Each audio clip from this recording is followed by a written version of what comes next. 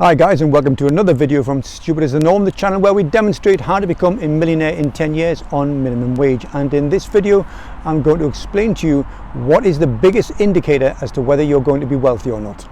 Right, well, I managed to find some shade today. If you're watching this in 2027, at the end of this project, this is 2022, and we had a scorcher of a summer, so I managed to find some shade. Now, I do regular phone calls with some of my subscribers, hourly long phone calls, where we chat through what it is that they want to achieve and what opportunities they have for growth, and we plan out their own wealth plan so they can become wealthy themselves in a timescale of their choosing. In doing so, I ask a number of questions of these customers, and one of the questions, the most important indicator as to whether they are going to be wealthy, is how much money do you save every month? Let me compact that down and make it very, very simple. The more money you save, the faster you'll become wealthy. The more money you spend, the faster you'll become poor. It's quite a profound statement, but it's absolutely true. It's also probably the only original thing I've ever said in my life. If you always spend all your money, you'll never be rich. It's just a fact. Now, I know right now there's somebody who's come across this channel for the first time and has heard me say that, and he's going to say, oh, well, it's okay for you, but I don't make enough money to be able to invest. Well, here's the answer. Here's the solution to that problem. Work more. I'm sorry, did you want it sugarcoating? Well, I'm afraid you come to the wrong channel. Sugarcoating it will make it easy to swallow, but swallow it you have to. If you need more money in order to save and invest, then there are only two ways of doing it. You either have to cut spending dramatically or you increase income. To quote Charlie Munger, I don't care what it is you have to do. If you have to walk to work, it doesn't matter. Find the money.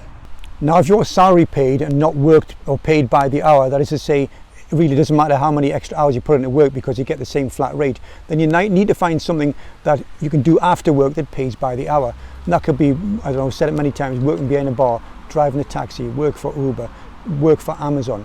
It doesn't really matter, I don't care, and neither should you. Taxi companies, for instance, are down to about half the drivers they had pre-COVID. During that big lockdown 2 years ago where they shut the country down for 3 months, there was no work for taxi drivers, so they all went to work, or at least half of them went to work for Amazon, and they stayed there. So they haven't come back, so taxi companies are desperate. Amazon, go work for Amazon. I've got a mate of mine who is an ex-fireman, and he's retired now, gets his salary, but in order to top up his wages, he did some training with Amazon, and now he can go online and book a 4-hour slot anytime, day or night, where he can go deliver parcels. And what he tells me is that he uses his own car, uses his own petrol, but after he's taken the wear and tear off his vehicle and the fuel, he's making about £12 an hour. Now, I know they aren't glamorous jobs, but you don't have to have a glamorous job. You just need something that's going to produce income. Do yourself a favor, Google a guy called Ronald Reed. He's an American guy, he died in 2014 as it happens.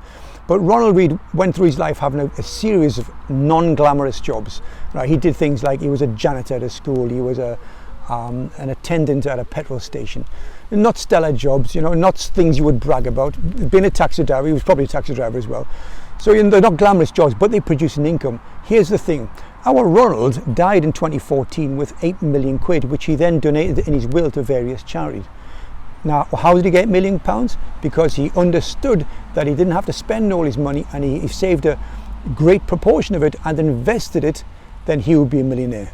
You don't need a glamorous job. It doesn't matter what you do. You just need something that's going to produce extra income.